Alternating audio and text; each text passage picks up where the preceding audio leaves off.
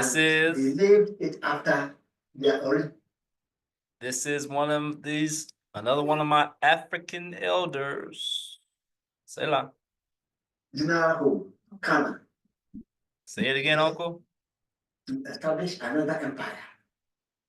And they named it after their original home, Ghana. Yes. So it was this Ghana, the history of which was written by the Arabs. And the Arabs, in writing Ghana, wrote Ghana. That is how the word Ghana came.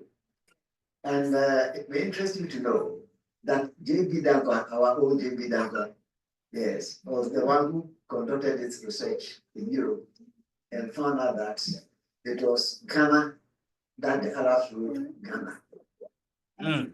Yes. So when we came here, we were still calling ourselves Ghana. That is the Akan that we found now. So later on, we have named our country Ghana. Therefore, the name we are giving to our country is actually connected with ancient Egypt. See, so from Egypt we established Ghana, then the Arabs made Ghana. If you don't know our history, see, you don't understand. He's an elder. All of our songs that we sing, every Hebrew songs, we sing about Cana. We don't say Israel at all. Songs we'll learn says Cana, Cana, Cana. Because we understand we started in Cana. So the witchcraft is you got Shem throwing crumbs off the table to Ghana. You got the Jews, modern day Jewish people in the tents, the land of Shem, throwing crumbs off the table to us, Ghana. This is all wrapped up in the narrative they're giving you. It's witchcraft. And those that believe in Jesus in that New Testament form, you're perfectly fine with what? Being a Gentile, saying it doesn't matter. God spell. Let's hear Uncle who you've been introduced before, Rabbi Kwete. And it's not just the New Testament that has been tampered with. I repeat, it's not just the New Testament that has been tampered with. You saw Shunammite. You saw Issachar's name should be Yesuga. So it's not just the New Testament that's been tampered with.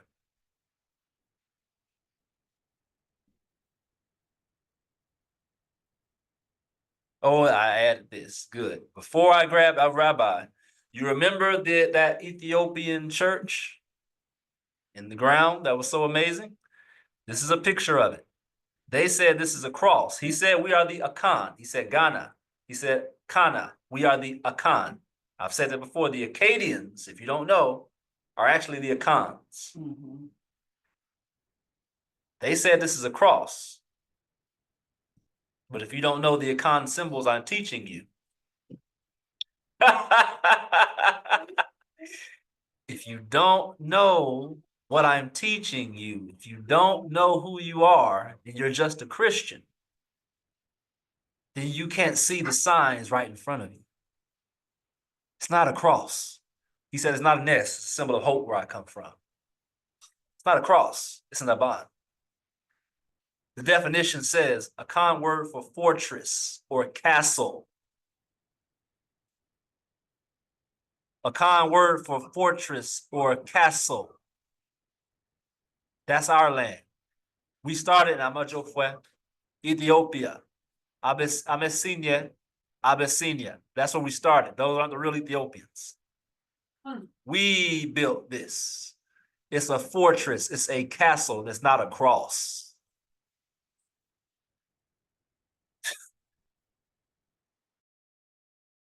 Playing with me. Let's get El Hana. Rabbi Kweteyama, mouth of 2 or 3 witnesses. I'm going to let him say it first, and then I'm going to show you. That's simply hard, isn't it? That was a real. Why the story of David and Goliath?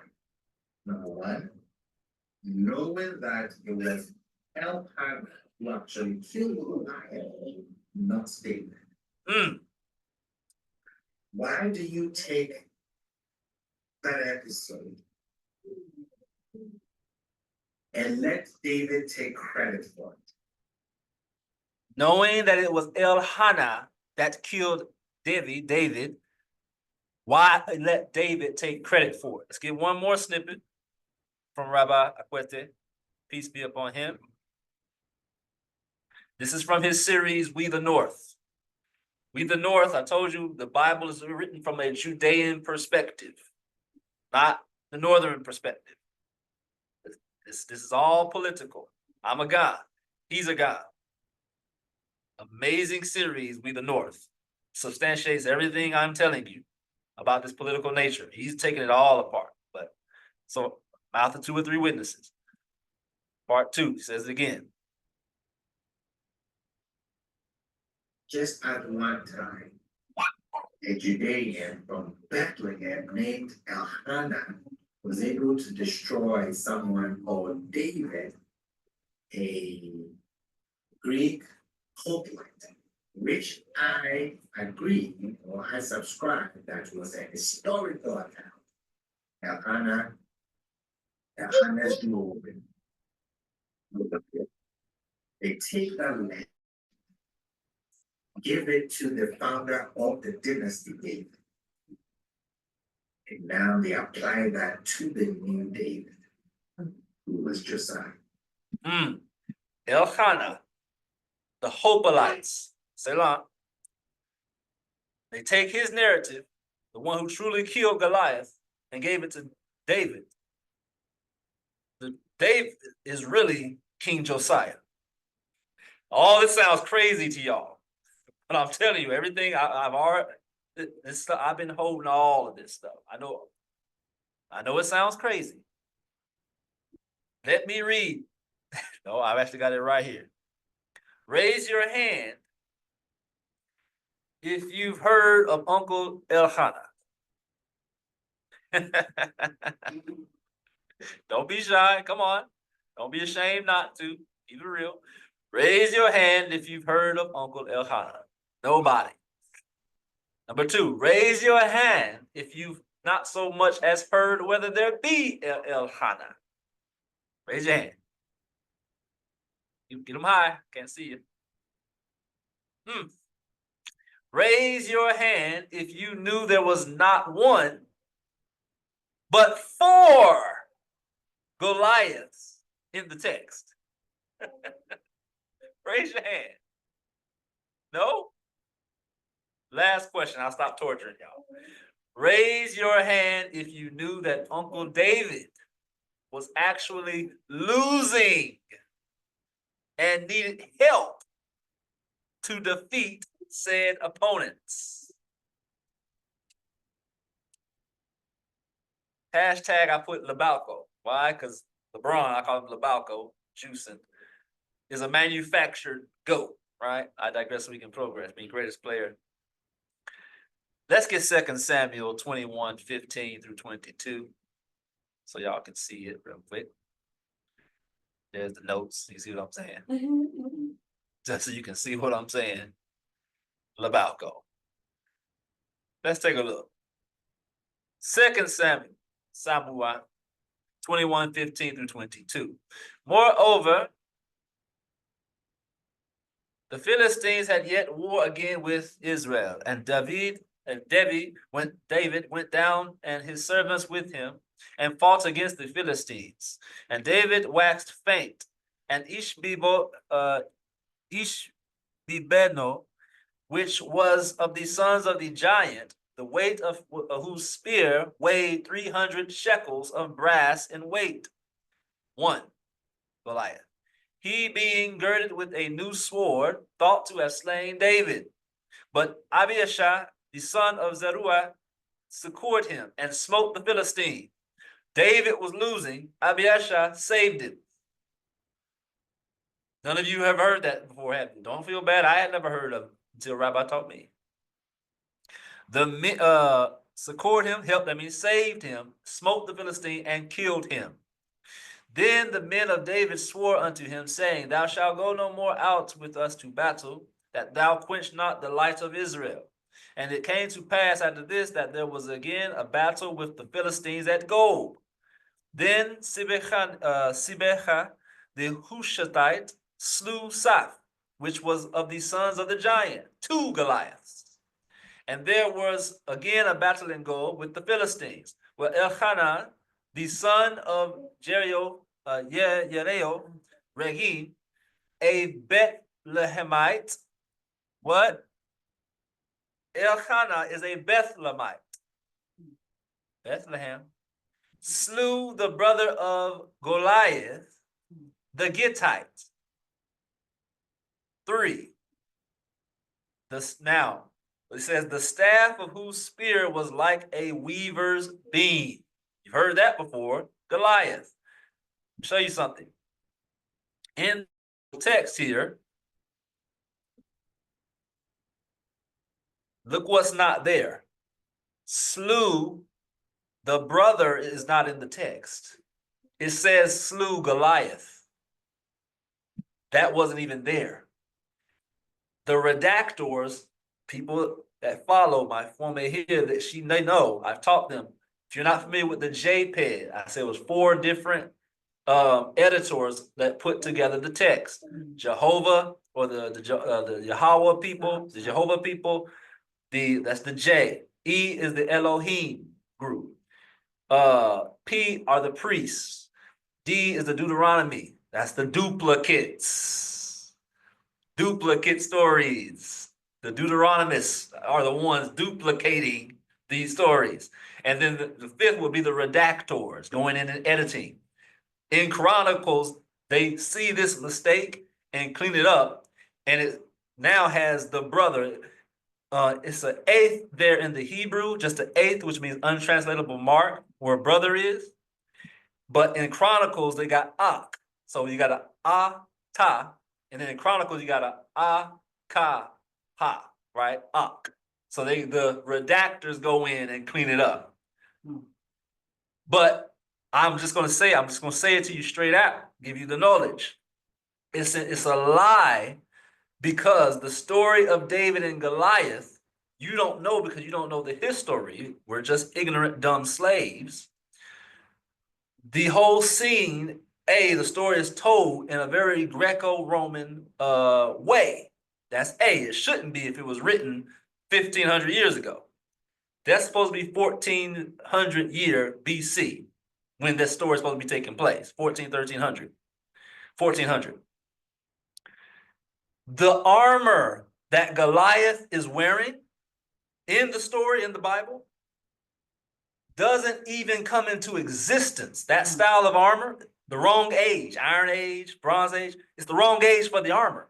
That armor is a 7th century armor. It is impossible for that story to be true. You don't believe me? I told you, remember the Hoplonites. That's what he mentioned, right? Hoplites. Bye-bye, man. Hoplites. When you type in Hoplites, citizen soldiers of ancient Greek city-states, primarily armed with spears and shields. Question.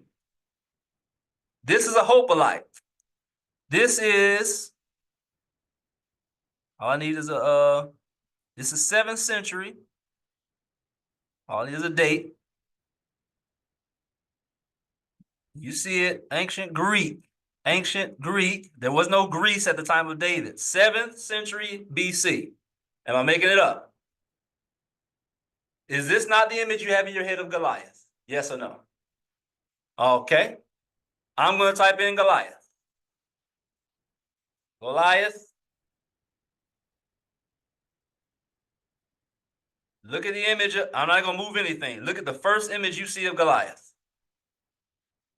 Why is he wearing 7th century armor in the 14th century? Is he a time traveler? Oh, I told you, I'm here to break the whole thing down. It's a lie. This is a political agenda. You got to see, I told you, I'm going to give you the truth. Here's the evidence. believe is totally up to the listener. Tell you what, I'm gonna give you a challenge. I'm gonna hand you 5 smooth stones. I'm gonna stand Shaq about 50 yards away, wearing metal armor and a helmet on his head. I'm gonna give you a slingshot, piece of cloth. I'm gonna have you throw that stone, and if you can get that stone to go through that metal helmet on Shaq's head 50 yards away, I'll give you $1 million. If you can't, you're evicted from your house immediately. Who wants to take that deal? Who wants to try that? Who's gonna drop to their knees and pray in Jesus' name, pick up that slingshot and take that bet? Who's gonna do it? Not one of you. But David did it. The stone was guided by God. Is that what you just read? David was losing. It don't say nothing about no slingshot in the actual what happened, does it? Why does that Old Testament sound so real when you read those accounts versus what you get in the New Testament? But it's clearly the same story being retold. Somebody's lying. God spell. I know they're going to stop. Stop. Please stop. It's over. Oh, wait till the Israelites get a hold of this. A serious success of the class. It's during this time that Josiah was doing his reforms. Even though these events are described in the Bible as purely religious actions, they were more political. With the Assyrians firmly in control of the northern highlands, there was no possibility for Judah of claiming rule over the remaining Israelite population. No chance. Because as long as Assyria remained dominant in the region, Judah's political independence and freedom of action was severely limited. So as the Assyrians withdrew, the kingdom of Judah took advantage of the new conditions by expanding a little bit north. We hear about the shrines at Bethel that got destroyed, and then they came a little bit west to the upper Shephelah. They couldn't go to the lower Shephelah, but the upper Shephelah, which had rich farmlands. And I stated that any hope of reasserting Judahite control of the lower Shephelah risked military confrontation with Egypt, who was the emergent superpower.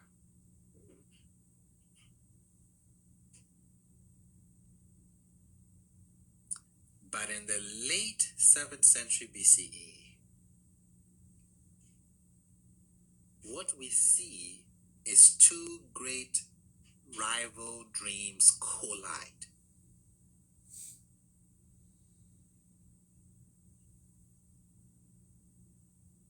What are the dreams? Number 1 is Judah's fantasy to re-establish. I have re-establish in parentheses because you can only do a re if there ever was. And there never was a united monarchy. But just to pass the idea across. Number 1, the dreams that were colliding. Number 1 is Judah's fantasy to re-establish the united monarchy of David and Solomon.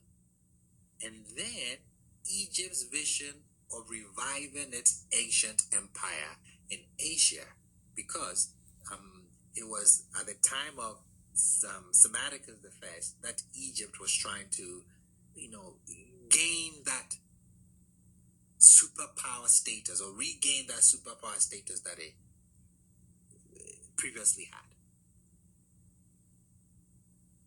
But Judah's dream of recapturing the rich lands of the western Shephelah was threatened by the power of Egypt that now dominated large parts of the Philistine plain. So now what do we have portrayed by the Deuteronomistic writer?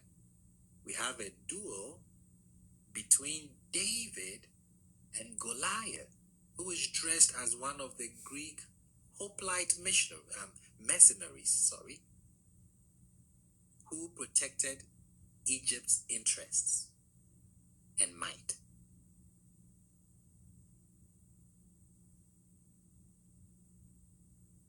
So what you see in the David and Goliath story, they're actually symbols. They symbolized the rising tensions between Josiah's Judah and Egypt in the 26th dynasty. When you see Goliath, you're not looking at Philistines, you're looking at the Philistines or the Greeks that represented Egypt. When you look at David, you are looking at Josiah's ambitions. These two dreams are colliding. This is what has happened historically there.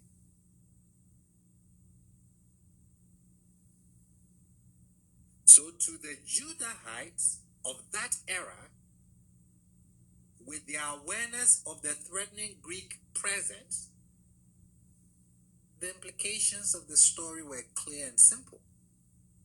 The new David, Josiah, would defeat the elite Greek troops of the Egyptian army, Sinaiticus I, in the same way that his famous ancestor overcame the mighty, seemingly invisible Goliath. So you have history on the stage in David and Goliath, a Homeric epic at its best. Now, coming down the pike here, you're ending with James Valiant. Ending with James Valiant. Yeah, ending with James Valiant. Bid on Brother Ajanklo. Then we're done. So, roughly, honestly, I think an hour probably. At the end of these videos here. It's all videos, just these clips, but this is the most that has to be heard here. See, yeah, I don't have any verses. Just gotta play these clips and then give you some knowledge on translation. Done. I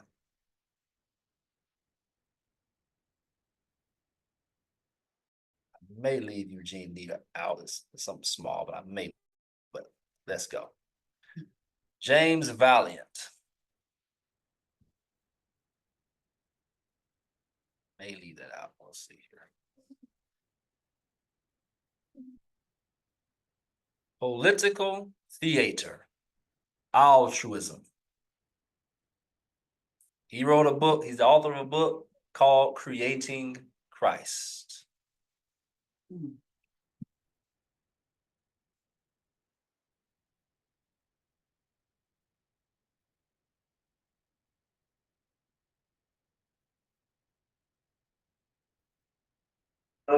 Yeah, the subject, the entire subject. Oh yes, Uncle is in Edom. It's the largest religion on earth. It's the largest single belief system that people on this planet, most people on this planet adhere to.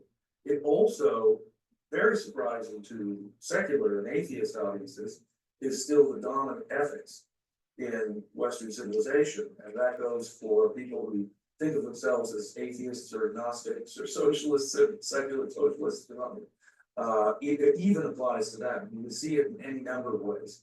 Obviously, the Pope is good for the Pope. He usually does let the mask slip completely and expose the real ethics of Christianity as being quite hostile to individualism, profit, life on earth in general. And so we do generally expect from the church anti-sex, anti-money, anti-capitalism, encyclical tirades. But even on the secular left, for example, in my own country, the United States, we have left-wing politicians like Nancy Pelosi, who says that Christianity is on her side, not the religious right side, and she'll point out the focus on poverty and charity and altruism that is throughout the New Testament. And therefore, we have a better claim on the left to your ethics. So even if they don't agree with the metaphysics of religion, say a supernatural dimension or the Christian salvation scheme, the ethics is still assumed. And it's sort of taken for granted on both sides, both the left and the right. You have, I mean, it really is the fundamental philosophical basis for socialism and the welfare state in Western civilization. Really no question about it. Ayn Rand once said brilliantly that Christianity is a perfect kindergarten for communism.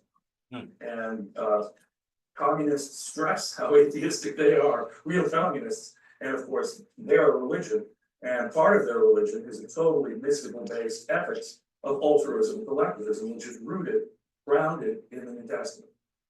And if I were to back up and say what the main reason for the persistence of Christianity in the allegedly advanced West continues to be, I would say it's just that, ethics. Both sides assume the moral idealism of the ethical message that's presented in the New Testament. Be good, just be nice, be good, be loving. And that's sort of the vague impression that most people have.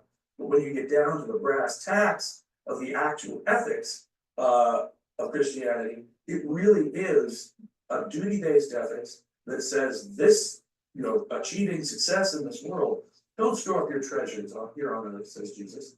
Store it where they can moth and rust get to their decay. Store them up in the kingdom of heaven where they're imperishable and last forever and eternal. Therefore, this world is basically to be sacrificed. And so we find in the New Testament strong positions against sex. Jesus advocates, somewhat vaguely, becoming a eunuch for the kingdom of heaven's sake. Paul is quite straightforward in his letters. He says, be like me, a celibate. Give up sex altogether if you can. But if you have to have sex, if you're so weak that you have to give in, be married. Better to be married than burn in his famous quote. But marriage is sort of a sex containment policy. Money, similarly. Jesus denounces money, Paul denounces money straight up. We're told that Jesus' apostles held all their property in common. We're told that money, the love of money, is the root of all manner of evils. We're told that the rich young man, he comes to Jesus, he says, what must I do to obtain salvation? I've kept all the commandments. And Jesus says, one more, give all of your money to the poor.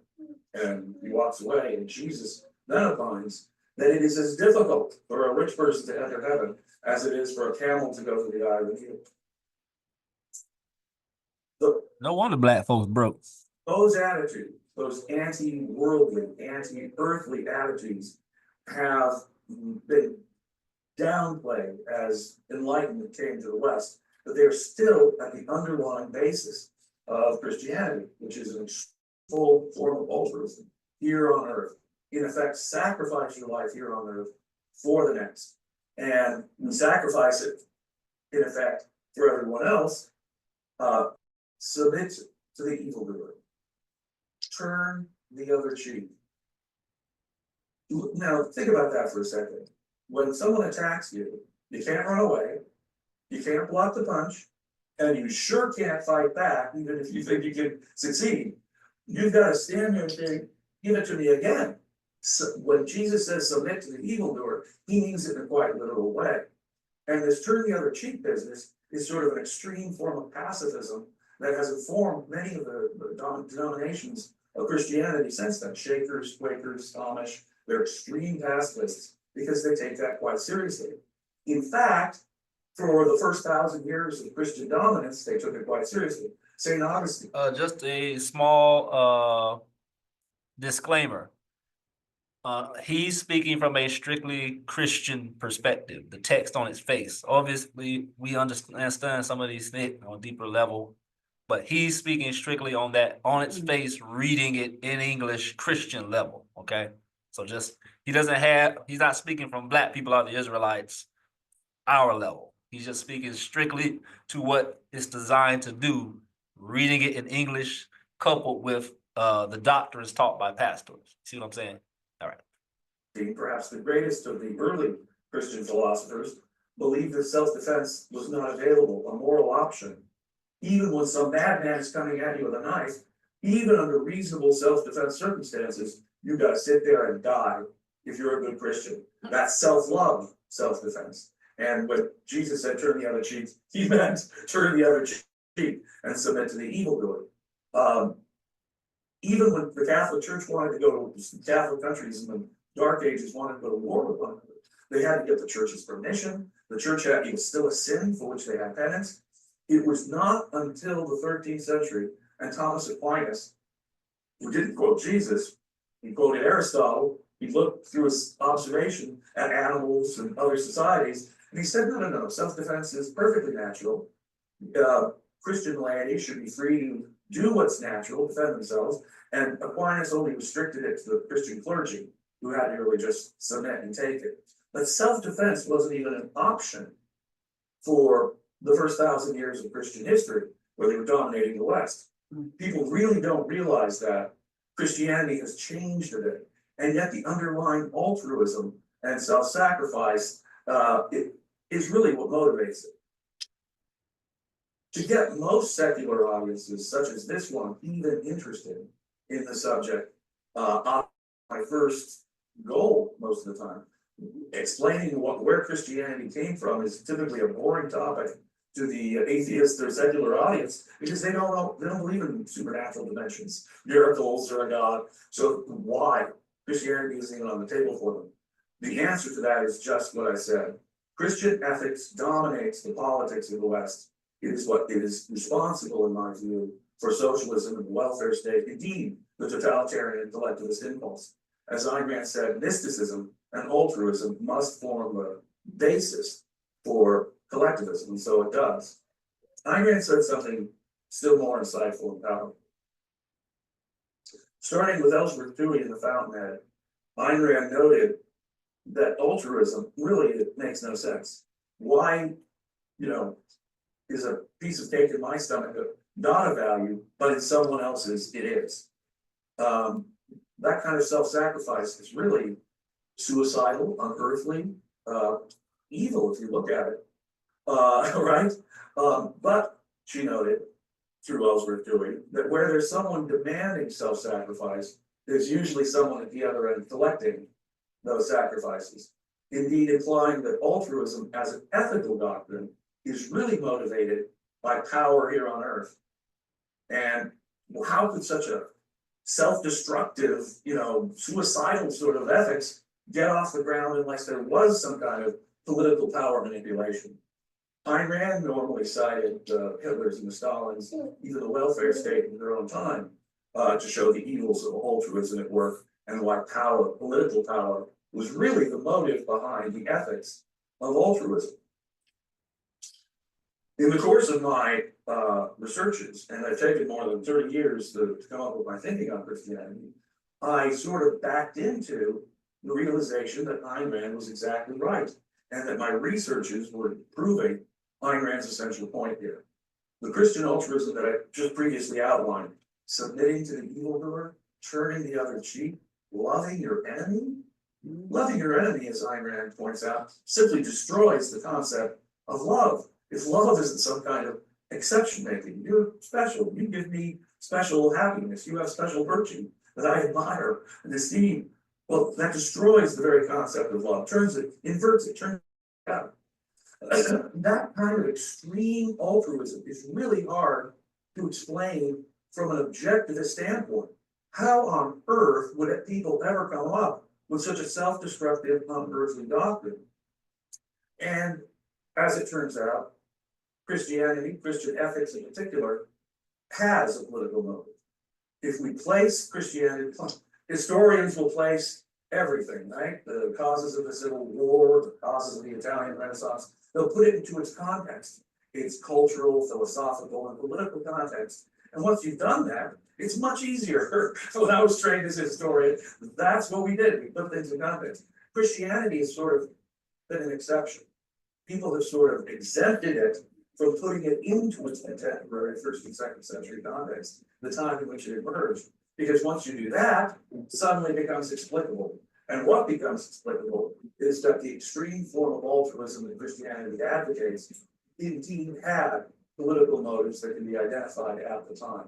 And that it was a form of Ellsworth tools trying to control and manipulate the Catherine Halsey's, the people who could be manipulated through their persuasion. And to understand that, we have to understand the first century and the second century a little better, and the politics that was going on at the time of the emergence of the New Testament. The first 2 centuries of the Common Era witnessed a cataclysmic war between the Roman Empire and the Jewish people. Romans they didn't have freedom of religion, anything like what we call freedom of religion, but they had a comparatively tolerant attitude as they would conquer, and this was really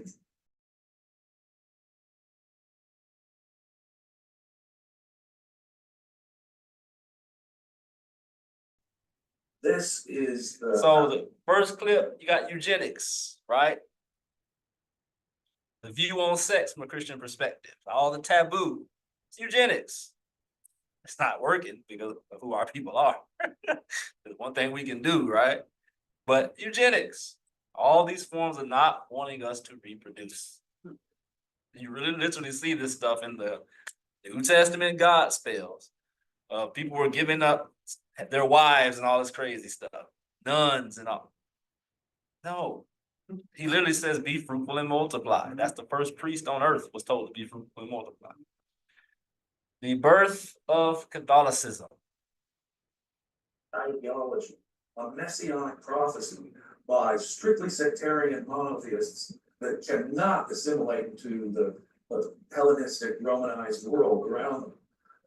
They fought a rebellion very similar to the sort of Islamicist terrorism that we see today. They believed that the West was decadent. They believed that their religion was correct, that they had to live in the equivalent of Sharia law, Mosaic law, as the law of the land. And if Mosaic law could not be the law of the land, we need to rebel against our Roman masters, those pagan heathens, and God will send us a Messiah to save us. Jewish and Roman historians of the 1st and 2nd century agree that it was these religious ideas that motivated a cataclysmic conflict between Jews and Romans in the first 2 centuries. There was Jewish terrorism, what can only be described as terrorism, by at least these extreme sectarian groups, arson, assassinations. So one of their groups was called Siámlɔ, daggermen. They would sneak into crowds and assassinate their enemies. They would set fire to cities like Antioch. And there were Jewish disturbances so violent that around the year 50 of the Common Era, all the Jews of Rome were expelled because of messianic disturbances in Rome. A mere 16 years later, the first Jewish war broke out. According to the historian of the period, a Jewish historian who went over to the Roman side, the war cost up to 1 million lives. It cost enormous resources for the Romans to defeat the Jews. That was the war that reduced the temple to the Wailing Wall it is today. It was a psychologically cataclysmic consequences to the Jewish people. Their messianic hopes were dashed and shattered, but not quite dead. There would be more disturbances. And 60 years after the first Jewish revolt, early in the 2nd century, there'd be a second Jewish revolt led by a messianic claimant. Again, it failed. The Romans at that point made it unlawful for Jews to live in Judea. They replaced now the temple they destroyed with the temple to Jupiter, which then lasted until the Christian era, when it was turned into a Christian place of worship. But this cataclysmic war between Messianic Jews and Romans was between pagan polytheists who were seeking wide assimilation and these ferociously sectarian, militant, nationalist, Torah Orthodox, Messianic Jews. Obviously, the emergence of Christianity at just this moment in history can be no coincidence. Christianity is just exactly the mirror X-ray opposite of the rebel philosophy, isn't it? It opens up Judaism to everyone. Everybody can now come and join and worship the God of the Jews. It's not a sectarian thing. It's no longer militant. Blessed are the peacemakers. Render unto Caesar. Curious line. Render unto Caesar that which is Caesar's, and God that which is God's. The very thing the militant rebels said was impossible. You can't be both a good Jew and a good Roman. Jesus is saying wrong. You can. A direct answer to the first century rebels, right? And in many, many other ways, Jesus, for example, praises in the first three Gospels a centurion as having more faith, not just a Roman in this age of rebellion, but a Roman centurion, an army officer, has more faith than any contemporary Jew.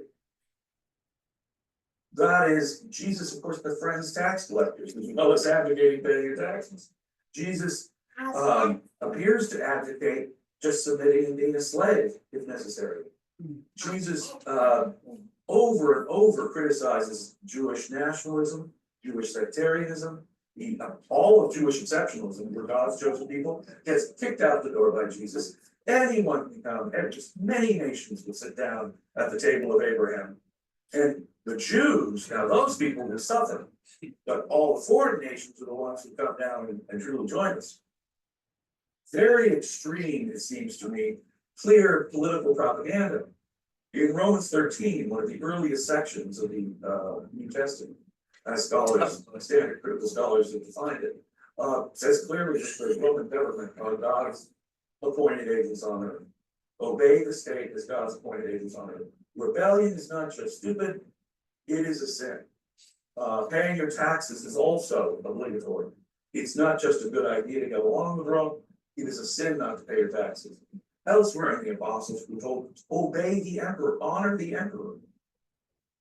With extreme assertions like this, Jesus befriending tax collectors, obey the state, they're God's agents on earth. It struck me, along in conjunction with this extreme altruism that we mentioned earlier, it struck me that obviously the New Testament, what we call Christianity, represents a critical reaction to the militant, Torah Orthodox, sectarian, Messianic rebels of the first century. Now remember, it hits different after hearing Jews and Moors in Spain, don't it? And remember, there is no law that says you have to pay your taxes to this day. The Christians, the Christian mindset, render unto Caesar what Caesar's. Christianity is a disease. I am the cure. MLK. That's right, Martin Luther King. 2259. Let's get up here.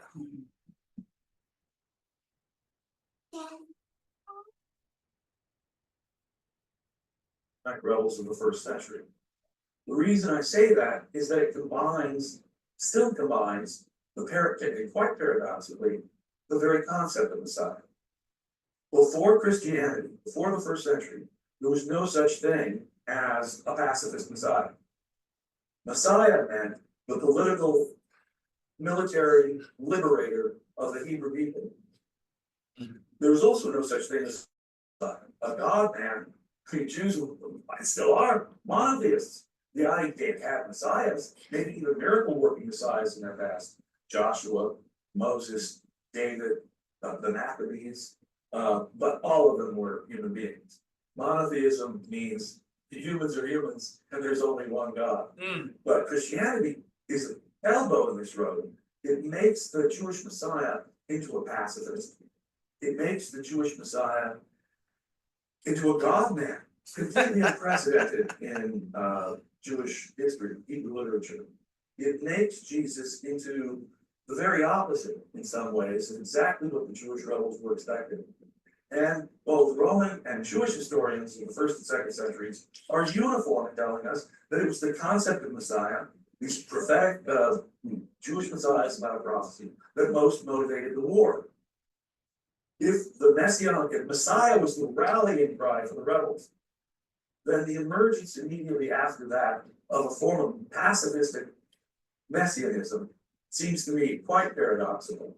We would expect if there was to be an assimilating form of Judaism, that it would be stepping away from the politically charged concept of Messiah, which was in fact the cause of the wars of the first 2 centuries.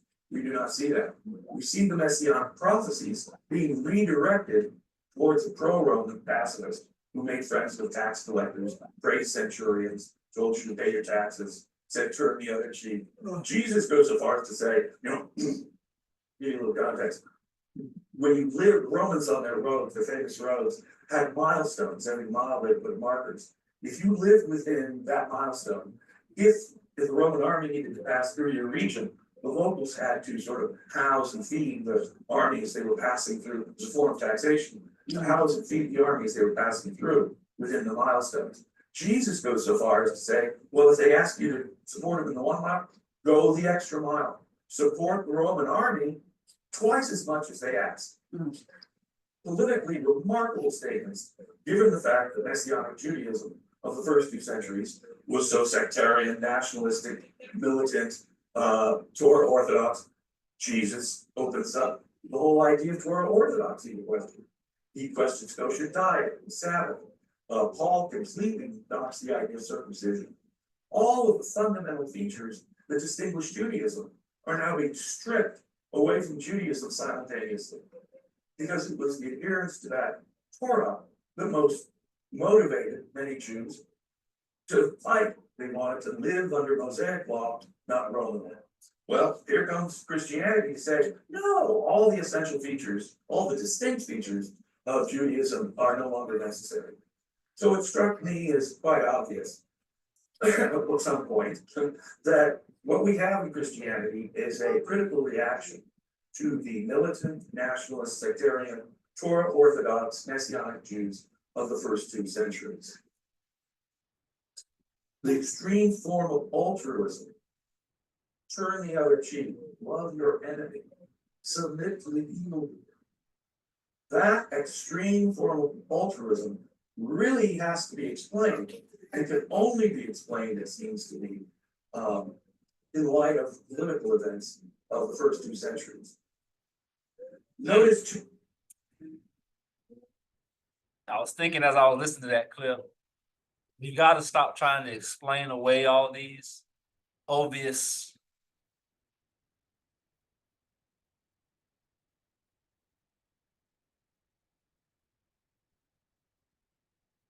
blatant political quotes like he's explaining here, and accept it for what it is. But if this deception is not true, then why did they use it to conquer the world? Question I ask. Why separate the New Testament from the Old Testament? If they are both saying the same things, why all of the overlap?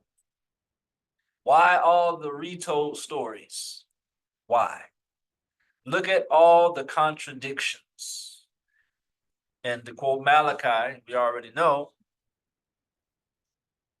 3 and 6, I am the Most High, I change not. I took this picture downtown, and it is of St. Mary. It's in Nashville, Tennessee. I gotta open this on my own. Hold on, I thought I hot linked this. I thought I hot linked it. All right, so I guess I didn't hot link it.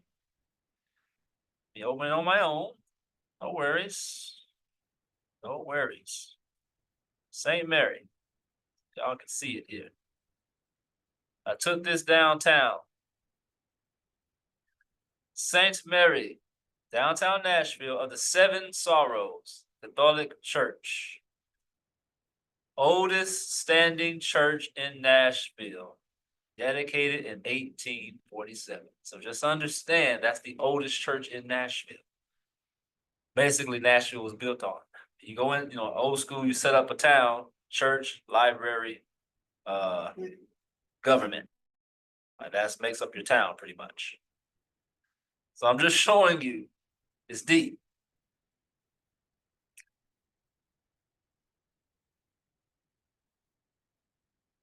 Superhero theology.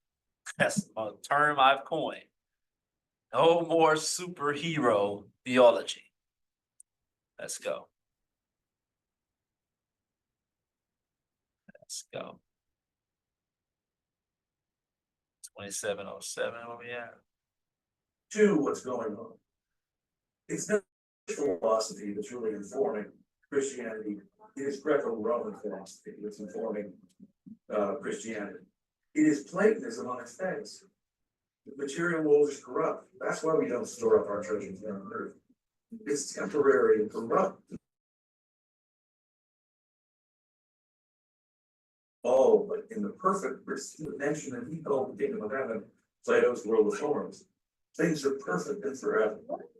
And so a clear form of Platonic dualism is being advocated by Jesus.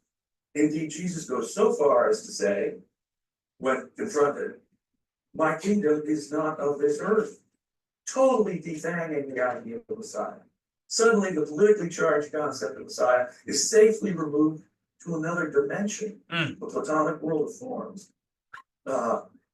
Jesus' messianic kingdom is not of this earth. In this world, we submit and we obey, and we pay our taxes, and we honor Caesar, and we treat the Roman government like God's agents.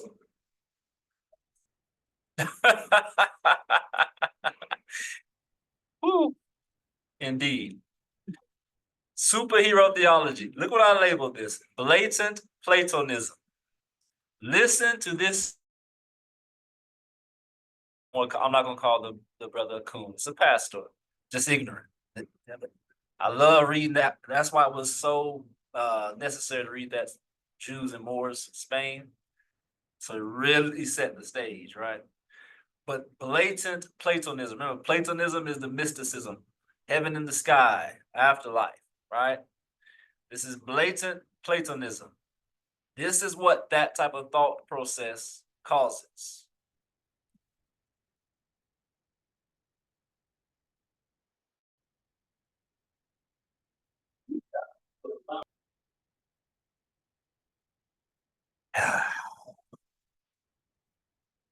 And I don't want to be evangelical anymore. And okay. What about the fact that all of this is perishing?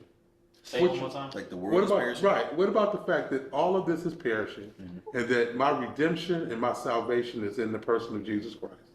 All right, and this, I'm going to get a new body. All right, and it's going to be a new earth and a new heaven. All right, and so I don't have time personally to argue or to defend or to jockey about whose theology is right. None of it matters. None of this matters. It doesn't matter, doctrine, because we're going to get new bodies.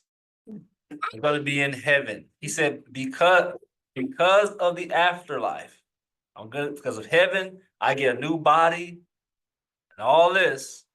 He said, none of this matters. I don't have time to worry about any of this. He's rushing through this life. He's disregarded this life for the next world. Platonism. Look at his body. Does he look like somebody who cares? His eyes are dark. He's obviously got diabetes, pork, all that. You can just see it on him, right? He probably looks a lot older than he actually is.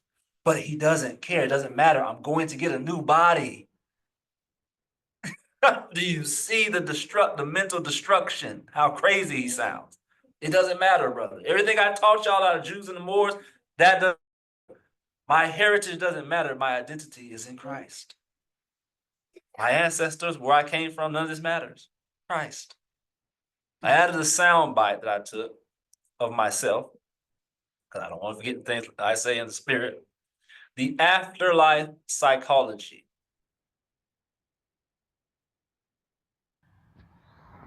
if we really get into the psychology of the thug, speaking specifically to the so-called black community, and why we are killing one another at such an alarming rate,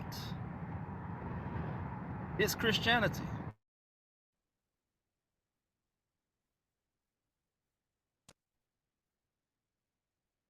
Let's see.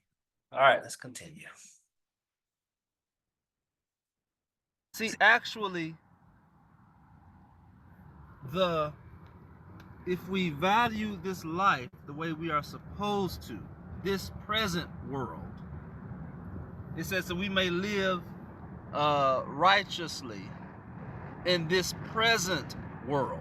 Scriptures actually say that. Then we would actually be the opposite. You have to really calculate and think before you pull that trigger. This is it for this brother. I am cutting him off from the land of the living.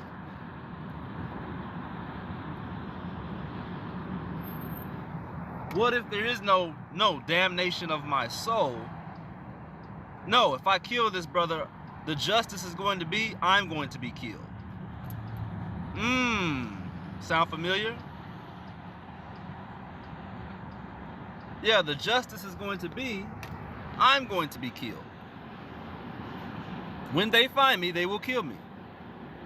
This is why we had what? Sanctuary cities. This is old. We can go back to Genesis. Cain spoke to Fofo, Babame, Miáṭo, which is our Heavenly Father, G4 Vito, And what did Miáṭo say? He said, he set a mark upon Cain, lest anyone, I'm going to just quote the way it is in English for now, lest anyone should find him and kill him. What was Cain's ultimate demise? Well, I've taught you that eventually it was at the hands of his own grandson. The wages of sin is death. An eye for an eye is the true doctrine. You kill somebody, you're going to be killed. You steal, you got to restore.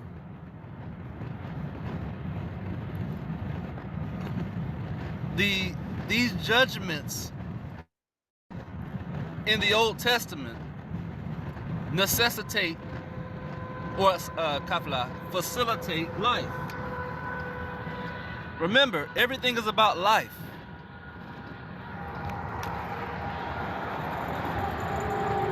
When you get into the psychology of killers in modern society, the killing that's going on amongst us, it is Christianity. It's okay. There's another world.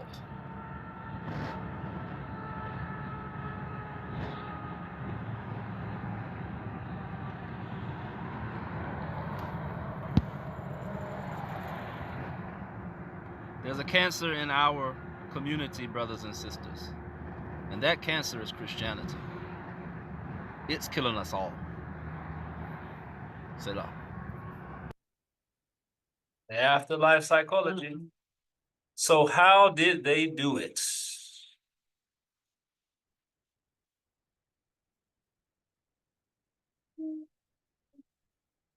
You touched a little bit on that, but I was wondering if you could talk a little bit more on that.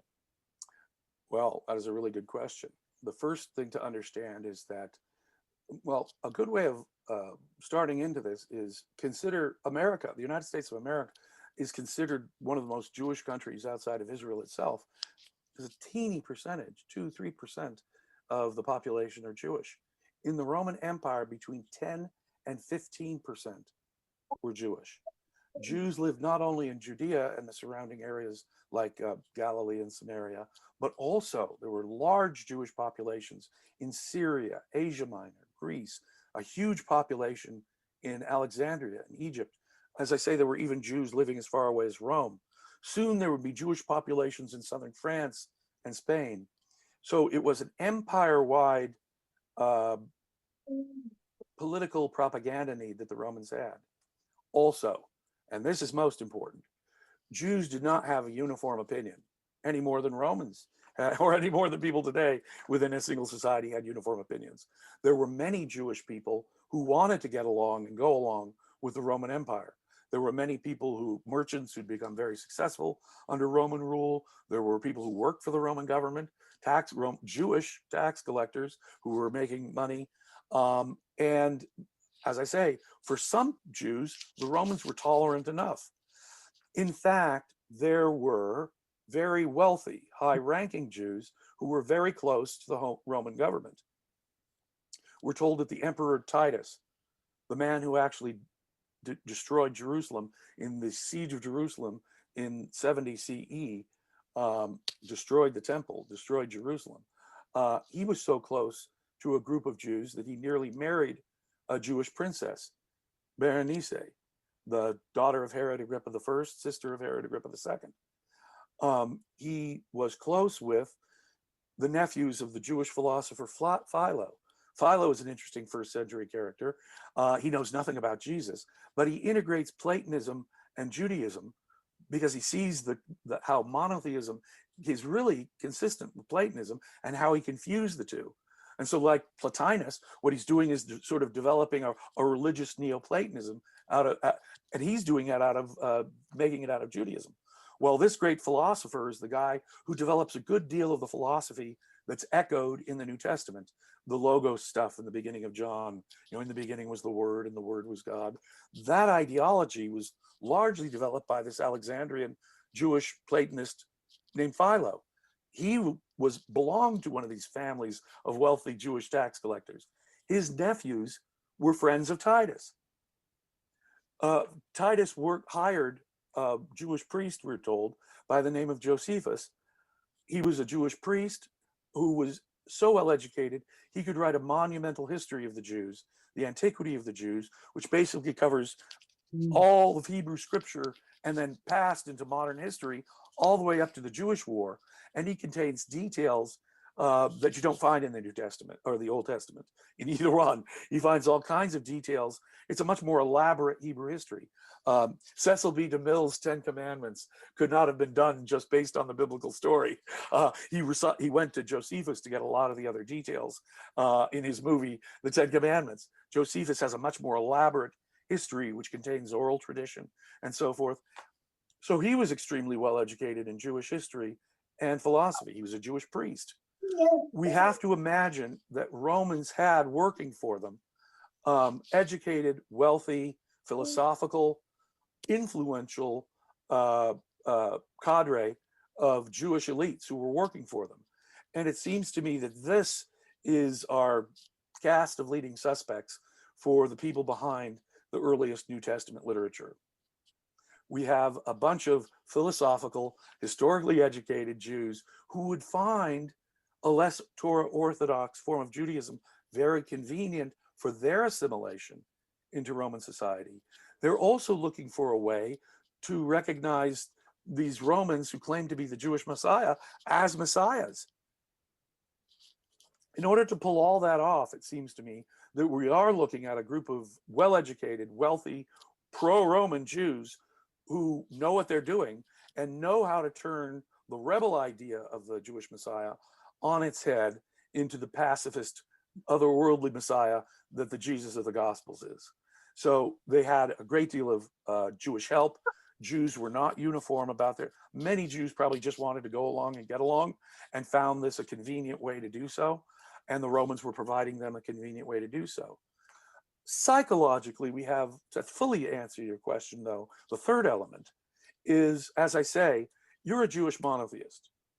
You think God's on your side and will help you with a Messiah, defeat even the powerful Roman war machine. Now, the Roman war machine in the first century was basically unstoppable.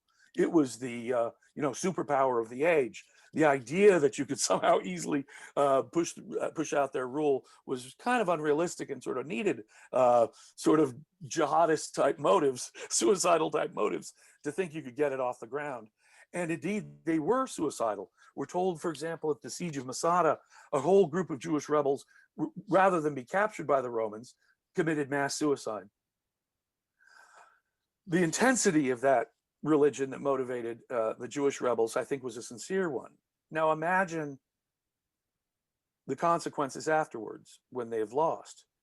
They are shell-shocked in a psychological way that I think cannot be underestimated.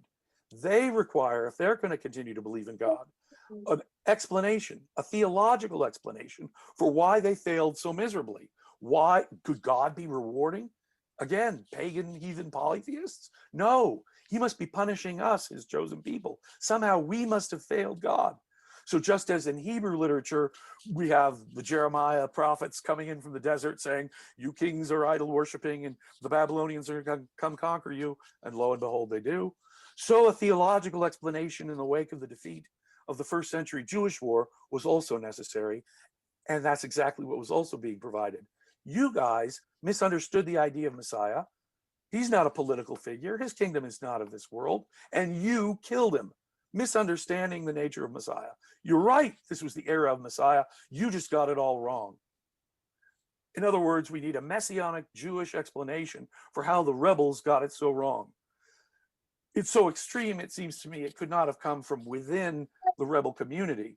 It's so anti-Semitic, so pagan, so Hellenized and Platonic, right? That I think there have to be alien influences that don't come from our Orthodox nationalist Jewish rebels.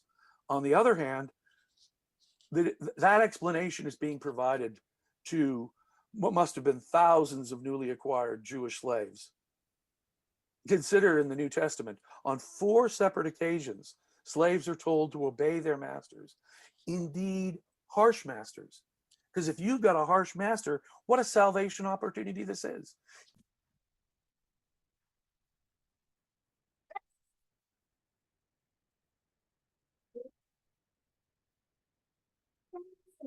That.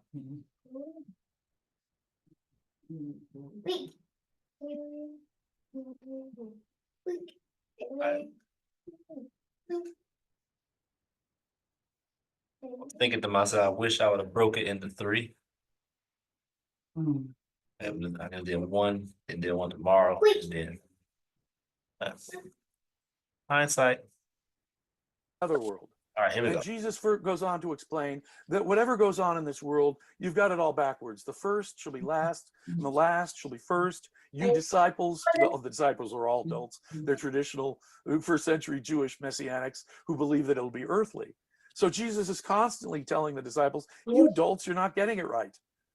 And the image of the disciples and Jesus's critique of the disciples can only be an allegory of critiquing the first century messianic Jews. Right? Jesus gives this amazing apocalypse, we're told, about the destruction of Jerusalem and the temple to come. He gives it with such precise detail that most scholars, critical scholars, recognize it could not have been composed until at or after the event, like most prophecies. And so decades later, this prophecy is put into the mouth of Jesus, having Jesus warn in the first 3 Gospels, don't rebel. Please don't rebel. It'll destroy the temple. It'll destroy Jerusalem. Dire warnings everywhere against rebellion. Over and over and over, it's clear what the political agenda and what the political message of the New Testament is, but it had to have been done only because you have shell-shocked ex-rebels who find themselves enslaved and are sincerely trying to still be Jews and trying to figure out why God must have punished them. A group of Jews who want to cooperate with the Romans and are looking for a less Torah Orthodox sectarian version of Judaism. And of course, Romans who really want all the religions and ethnicities to be merged into one in one big happy Roman family. And between the 3, I think we see the motives that can explain just about everything that's going on in the New Testament. Philo. If you missed it, Philo is the philosopher that brought you John 1. In the beginning was the word, that's Philo. Philo, as you know, Philadelphia, love, Philo, talks about the go along, get along game. Same using Jewish people who wanted peace with Rome. Same thing they use today. It's called the boule. They're celebrities. That's what they use to keep us in check. They do their charities and then they say, and they get their rewards and they say, thank you, God, and you think they're being blessed. They are by their gods. White people. Philo was interesting because it's just a revelation I had. We were warned, be careful lest any man spoil you through vain philosophy. Philosophy. Philo means love. Sophie means wisdom. Love wisdom. Can translate to what? Love doctor. Be careful lest anyone spoil you through the love doctor. I said, wow, but that's free. 2 videos left. And then I said, then I'll give the understanding of the translations and then we're done.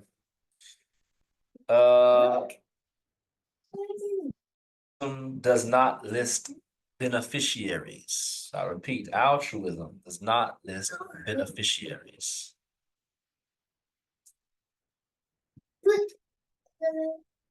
He points out is that the proponents of altruism don't name any beneficiary. You're just supposed to sacrifice. And he gives a couple of current examples. These are just short excerpts from one by John Kerry, to give of ourselves for others and for our country, but no beneficiary is named. John McCain, to sacrifice for a cause greater than yourself. Right. And I love this from Michelle Obama, service is the rent we pay for living. Ugh. So, yeah, I know.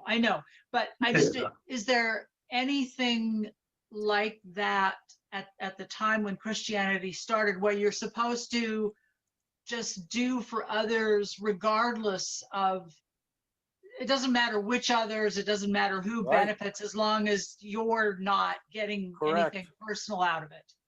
Yeah, I think there's an underlying thing that has to be recognized.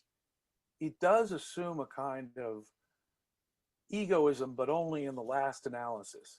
In other words, you're doing it to get into the kingdom of heaven and have a better afterlife. So their ultimate argument in one sense is you're the beneficiary. But when it comes to this world, everything in this world, it's total altruism, total self-sacrifice, no sex, no money, devote yourself to the kingdom of heaven.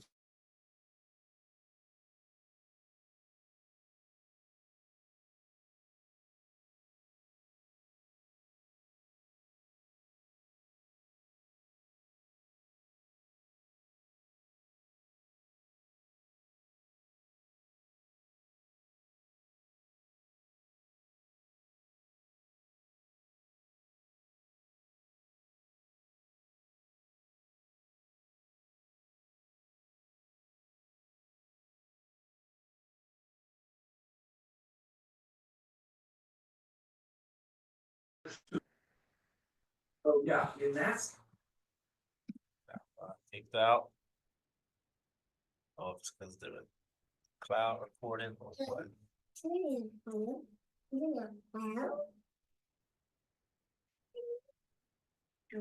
Through here.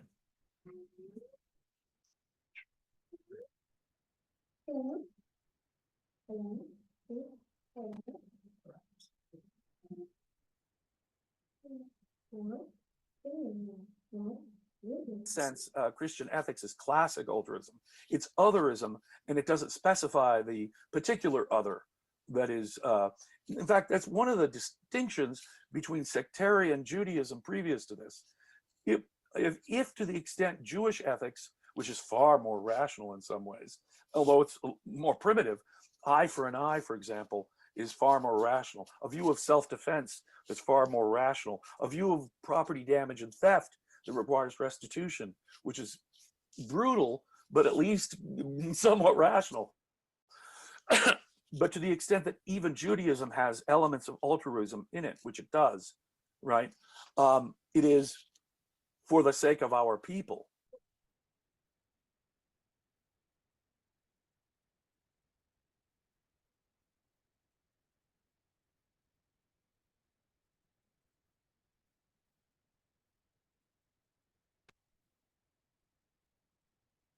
In the first century in the Roman Empire, Caligula and Nero were the emperors in that era. So even when there's no representation for taxation in a Congress or Parliament, or even if there is, absolutely no sense of individual rights, like in the Roman Empire, you still submit to the government, and whatever the government is, it doesn't matter. So it is an open-ended otherism where you are the one specified. And I'm gonna try it old school and see what happens. All right, we're back. I dropped again. I'm gonna try it without my old school form and see if that helps it at all. Could be glitching because of the software. So what I want to mention is I've coined a new phrase. Whosoeverism. Let it be noted, I am destroying Christianity, not who we be. That's my new answer. What's your religion? Who we be. It's a new religion that's sweeping the Black community. Who we be. Come, join us.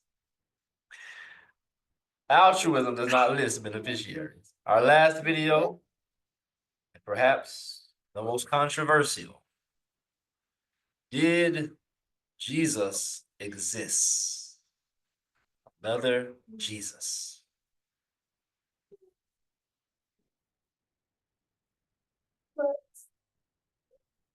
Some people, I was wondering, what do you think about Jesus? And and I'm thinking, do you think that he existed? I mean, you mentioned Josephus, and I think he's one of the top challenge, and in the case that maybe they were tainted, probably. There's, Roman providence does not depend upon whether or not there was a historical Jesus. In my book, we very carefully avoid the question because we believe it's consistent with sort of both answers. And the reason for that is the following. It is a difficult question, the historical Jesus. It is one in which we have fragmentary and very ancient and sometimes very contradictory evidence. When I first became an atheist as a teenager and emerged from Christian culture myself, I assumed there was a guy named Jesus in the first century and that they just exaggerated the stories about him over time. Maybe he taught something like that, but then they sort of considered him a god after his death because people had these weird, maybe psychotic visions of him after his death. That's basically what I was, I would say I assumed a moderate historicist position. As I began to study more of the subject, I began to realize that that is not an easy question to answer at all. The earliest mentions of Jesus are in Christian literature, appear to be in the authentic letters of Paul. Some of the letters of Paul have been determined by most scholars to be forgeries that call themselves letters by Paul, but still make it into the New Testament. But the original letters of Paul are, say, mid-first century, and they have the most mystical, spiritualized version of Jesus. It's only as time wears on that Christian literature adds historical elements and adds historical details, like through the biographies and the Gospels. And the redactors, the editors, the fifth category. way they add those details is very suspicious. It appears to be elements of Hebrew scriptures, not any recent eyewitness testimony about a guy named Jesus, but Hebrew scripture. And so when Jesus is born, Herod famously kills all the babies, fearing the birth of a Messiah. Well, that's exactly what happened to Moses, right? When the Pharaoh killed that's why Moses was put on the basket in the river, right? To protect him because all the Hebrew firstborn. Herod, Heru. male children were being slaughtered. So a comparison between Jesus and Moses is artificially being made in the Gospel of Matthew, but it's using Hebrew scripture. I can give you dozens and dozens and dozens of examples of how Hebrew scripture is being reworked into the life of Jesus, so that whoever was developing these biographies of Jesus was not really basing it on recent eyewitness accounts or records, letters that people wrote or something. He was basing it they can see me on there, though. Hebrew scripture written about other people centuries and centuries earlier. And more than that, it's a fabulous life. Jesus performs miracles. He controls the weather. He resurrects the dead. He feeds the multitude with just a little fish and bread. He, he exorcises demons from people. And of course, he himself enjoys a resurrection and an apotheosis. So I love that line. He himself enjoys the resurrection. it's a fabulous account. It's a suspicious account in many ways. It appears to be a parabolic account. For example, I went over the Passion narrative. It appears to be a political parable, almost an unmistakable political parable against the rebels, just as the Jesus apocalypse about Jerusalem appears to be. And so because there's all these allegorical elements, because Hebrew scripture is the main source for Jesus, because the earlier forms of Jesus were very spiritualized conceptions in Paul's authentic letters, many people, most notably today, Dr. Robert Price, Dr. Richard Carrier, they take the position that there was no historical Jesus, that it all accreted from messianic expectations of the Jews that were written into the life of Jesus, as well as pagan gods, that Jesus's own life follows the pattern of so many pagan mystery gods, as they were called, that Jesus was basically a type, a pattern, who emerged over time from nothing.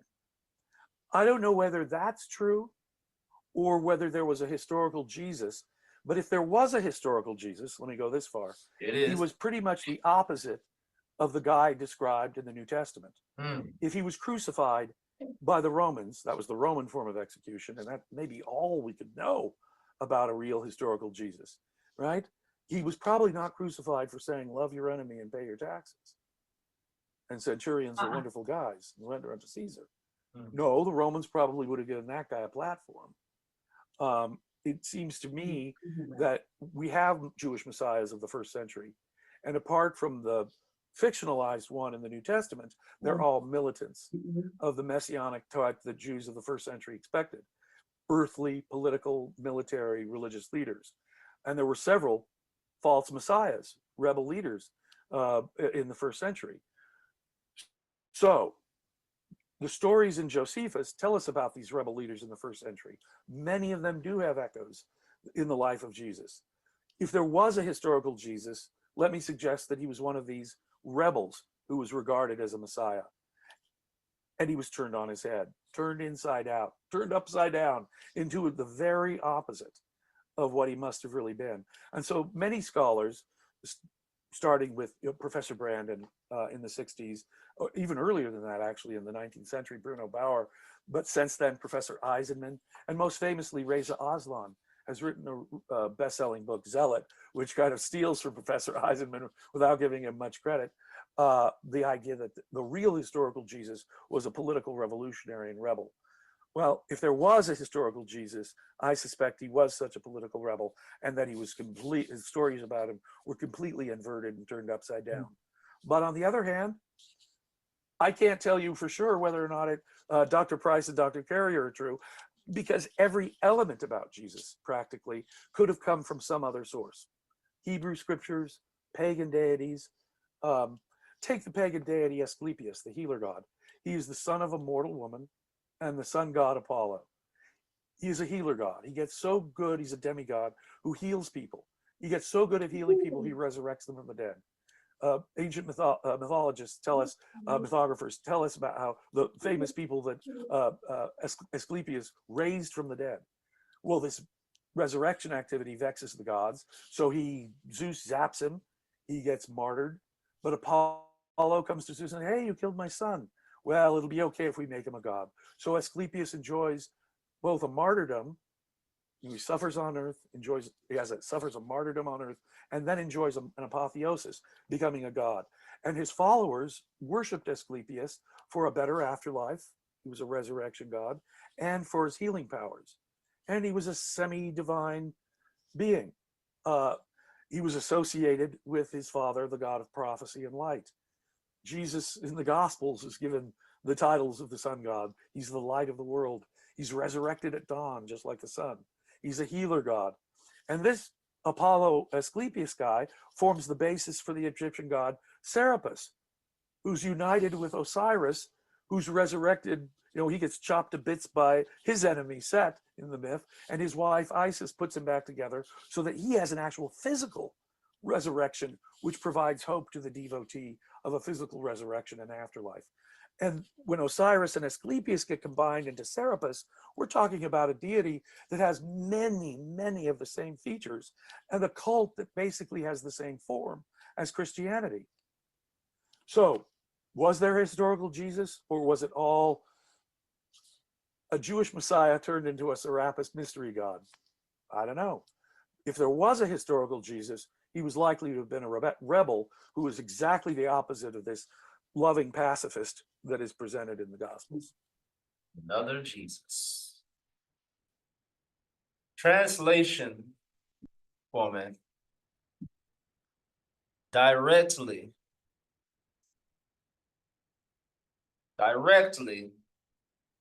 affects interpretation.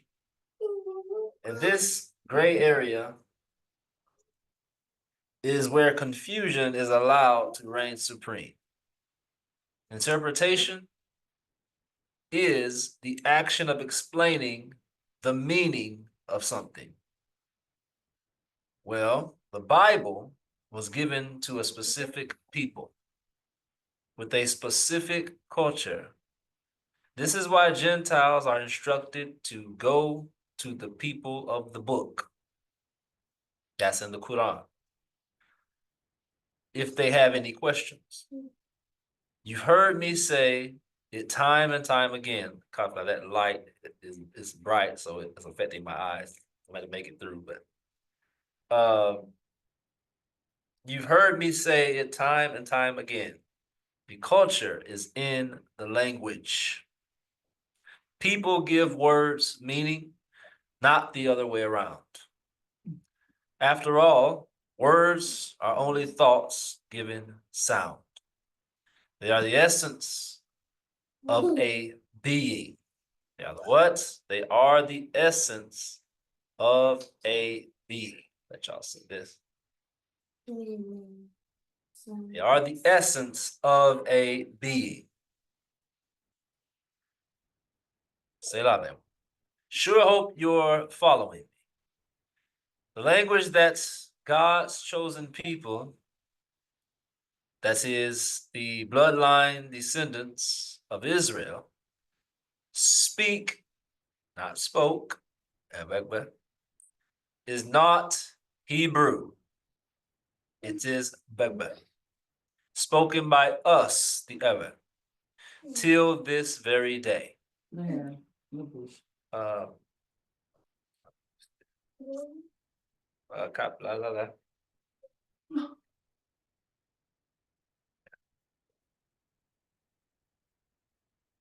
I had to use the bag, my daughter's bag. Kapla.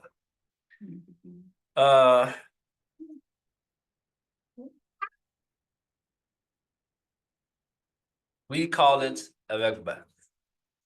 See prior message Sebet Sefa Baruda 3 for this revelation.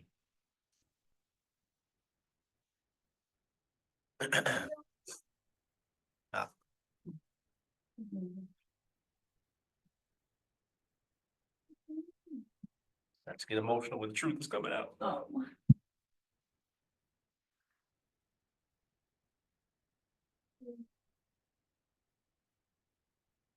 We're going to end it with Uncle Ludwig Ajaklo. I have so much respect and appreciation for this man. And when I read what he's done, you will too. That is Uncle Ludwig Ajaklo there, your picture. This is the man who did the first ever translation of the Bible. And Ewe, Togo, where we settled. It has no our story.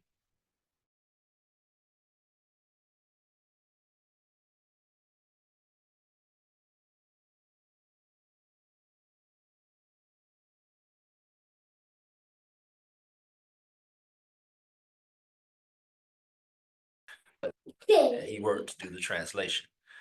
This is very important. Get this is it, but it's very, very important. So let's look at this PDF. And you see these three I'm about to show you. You have the Biblia Allo Enlo Cocoe la 1913. That's his edition. Evangbe Biblia, that came second. That's like 2000, I think 6 edition.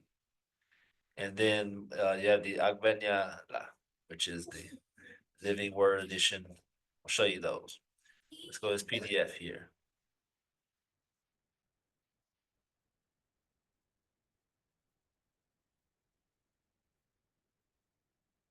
Just want to get these two highlights, right? This is from, trying to remember the name of it. There we go. Journal of African Christian Biography. Right, that's the that documents. This is an official document from the Journal of African Christian Biography. Right. Ludwig, I'm just this first part just to give you some context and jump down. Ludwig Ajakro, pioneer Bible translator, rabbi, teacher, not master, and catechist. Ludwig Ajaklo was an outstanding, competent mother tongue ever Bible translator and dedicated teacher and catechist of the North German Missionary Society, also known as the Bremen Mission. Germans colonized Togo, okay, the Germans. Selah. In former German Togoland, present-day Southeast Ghana and Togo. So let's jump down now. I flop for not making that bigger. It is important to emphasize that Ajaklo and Spyth, that's it was Jacob Spyth. I think it was Jacob Spyth. I think it's Jacob Spyth.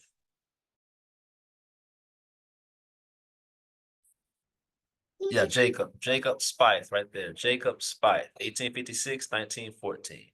Keta, that's where Siámlɔ is from, Keta. Bremen Mission, pre-colonial Togoland, and you have Ajaklo. Yeah, so we got all that. Amajofwe. It's just you not knowing what some of these things mean, but anyway. Get back to it. Stops for me.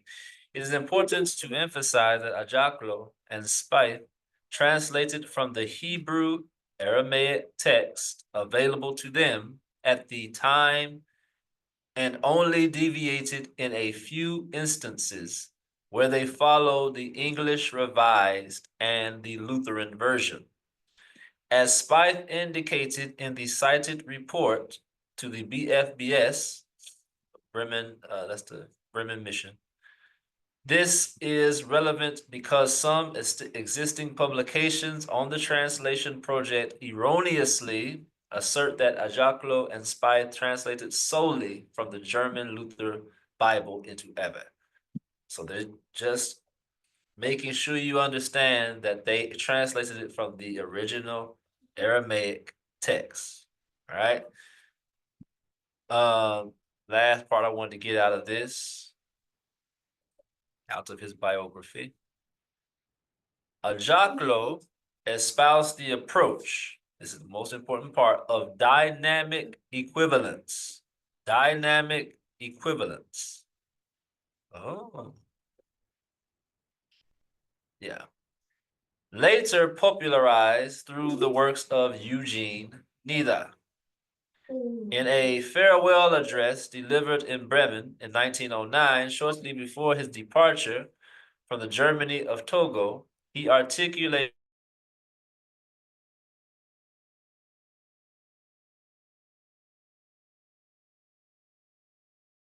certainly different views about the Bible translation.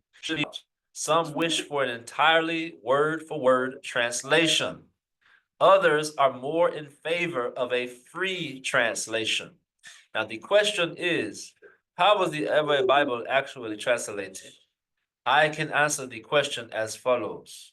If one were to take some portions of our translation and translate them for word into German, that would not make any sense to the Germans. This settles the question. We have translated according to the thought patterns of the Ewe, which is quite different from that of the Germans and that of the Hebrews, meaning Jewish people. Understand what Uncle is saying, peace be upon him. The translation is not word for word. They're not switching out, okay, this is the word in English, this is the word in Aramaic, no, this is the word in Ewe. He's taking the complete thought, so the Ewe thought process of that topic, and translating it that way. Thus, you are getting the true cultural Ewe understanding by reading it in the Ewe tongue. That's why I'm getting all these deeper understandings, because the translation is the Ewe, the true people's thought process that wrote it. Dynamic equivalence. Eugene Nida, this man here, importance of just seeing what he says here. This is the white man that got credit, obviously, that continued the work, right? Eugene Nida.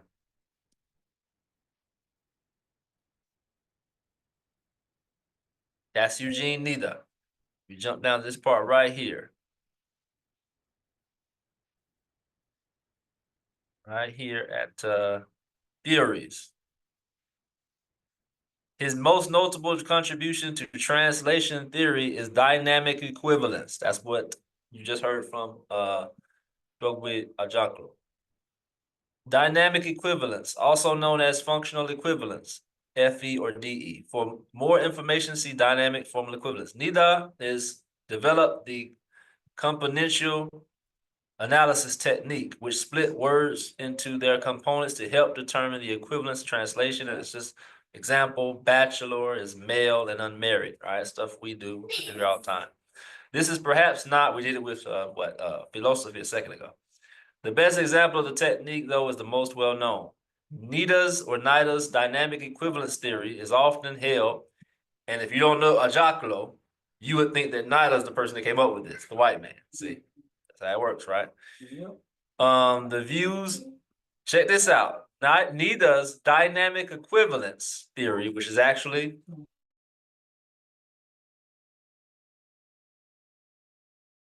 Ajaklo's, is often held in opposition to the views of the who? Philologists, who maintain that an understanding of the source text can be achieved by assessing the intonation of words on the page.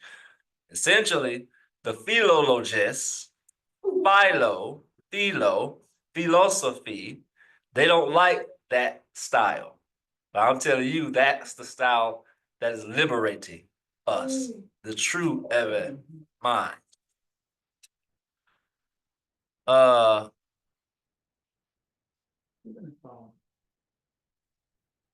That's enough of that. Now, let me jump back over here. That's enough of that. That's good. So I want you to know between these three, all right? You have these are the initials. I said the Trinity. These are the initials of these three. That's Ewe revised.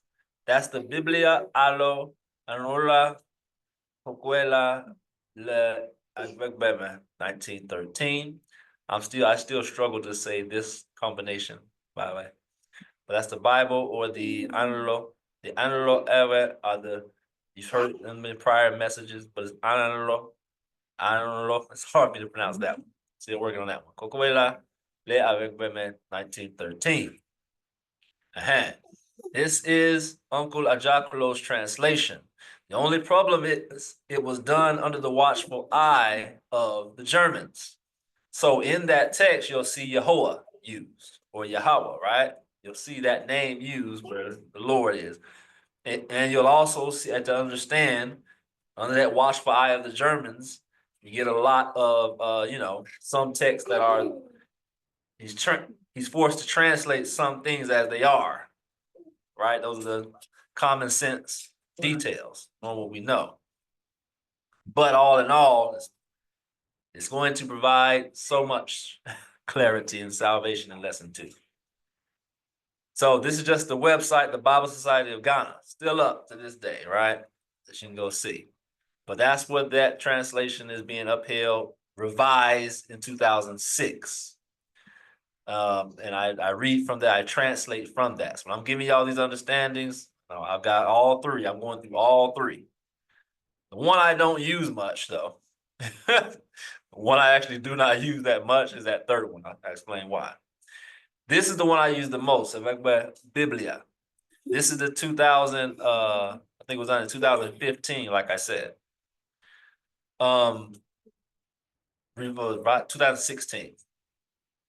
Let me make sure I'm right in saying that real quick. Hold on, man. Sure I said that right.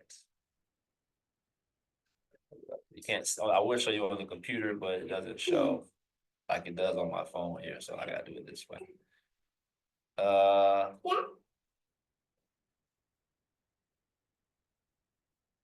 This.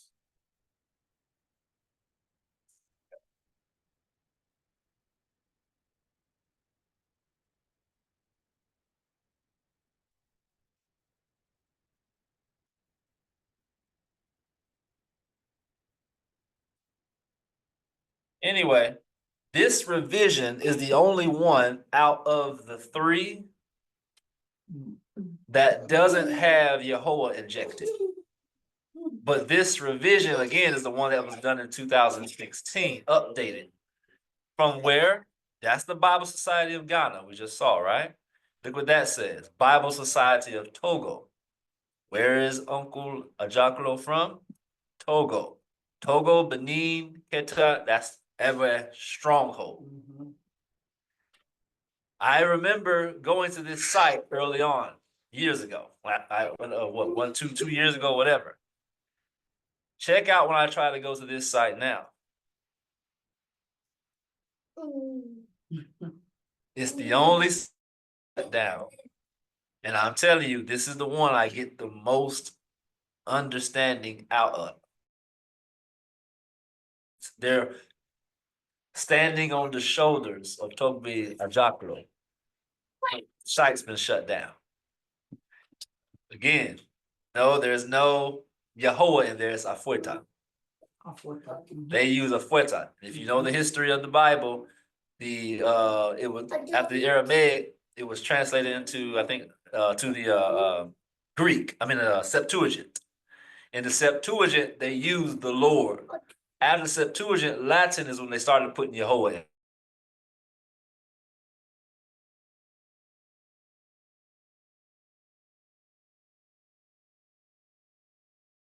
Was not in the originals. Hand that went in, laid open the book of the law and started changing our records. They don't use that, but that's the one I use the most. Now check out third one. Agbenyala, the living word. This one is the one I use the least. It's also got the Jehovah in there hard, but look what the translation. Look what company runs this. Website pops right up. Biblica. Watch this. Let's see who's awake. Whole different vibes of this page, huh? Catholicism. Confusion immediately. Transform. God's word for everyone everywhere. But look who runs the page, y'all. Israelites know. Oh no. The NIV. Israelites know that the NIV is completely satanic. They take verses out. It's just whole chunks missing. but that's who runs that one. And that one is the worst when I'm trying to get understanding, but it's got the injection of Yehovah in it and all that. But it's the most recent one. Now here's the blessing in all of this, the Yayara.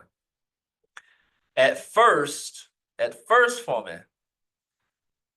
see if I can bring it to you right here. I can show you this on the screen. At first, the Agbenyala was the only one that had sound, meaning they did the voiceover of the text. I opened it, and when I was setting this up, the Togo Society is at work behind the scenes, and now there's a audio translation of the Evangbe Biblia as well. Brand new, hot off the press. I didn't even know it. So now, for the first time, I can listen to the Evangbe Biblia without the Yehovah influence. So I'm excited. So I just wanted to show you that. He laughing with me. Yeah. I just wanted to show you that. So it's going to be very important for part 2, okay? Because that's how we're going to be able to debunk, to what's the word I use, to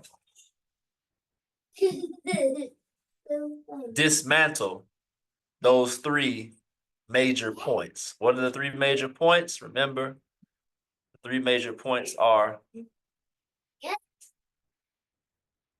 the Trinity, the prophecy, and the word. That's what we're going to get into in part 2. And Togbe Jacquelo's work, Spirit Lives On, is going to help us. With that being said, the clarity that we seek is in our language. It is the spiritual key to unlock the truth of who and what our Father is. Let us begin at the beginning.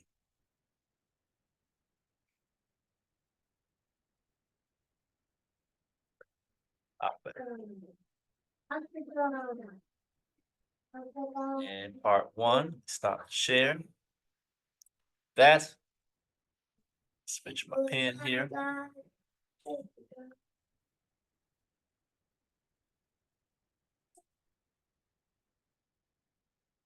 Told you format's going to be a barn burner. Kyle Fly probably should have put it in 3, but that doesn't affect you, it just affects us here. This is just how the night goes. I need to listen to Sidonye next time. I'm gonna tell Sidonye next year, just say when I try to say time, just don't. I say it every year.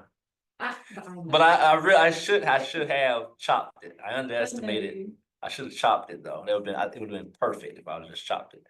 But I don't think Passover is the night goes the same every time. It just goes, the spirit of the night kind of goes the same every time. But you guys, as I told you, I had to get through all those videos. I had to break us down to build you up. Now your ears should be open at this point for me, right?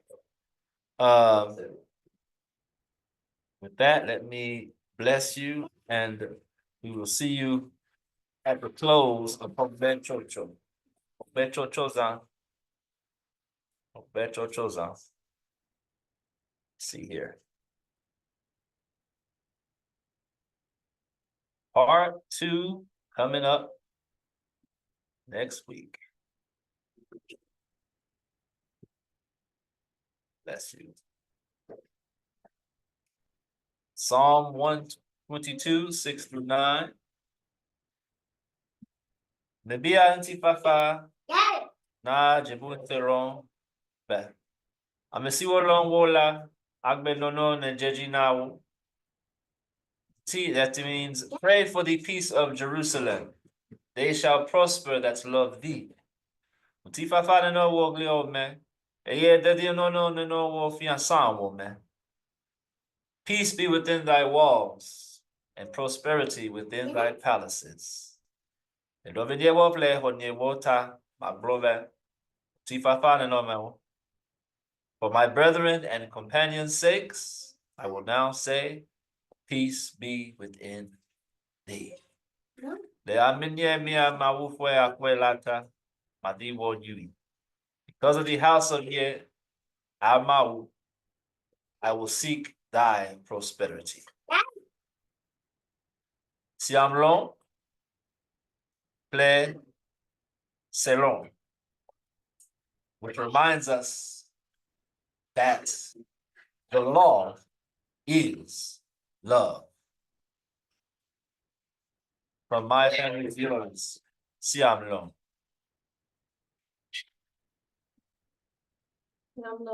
Amen. Cho, chiabe. Pow.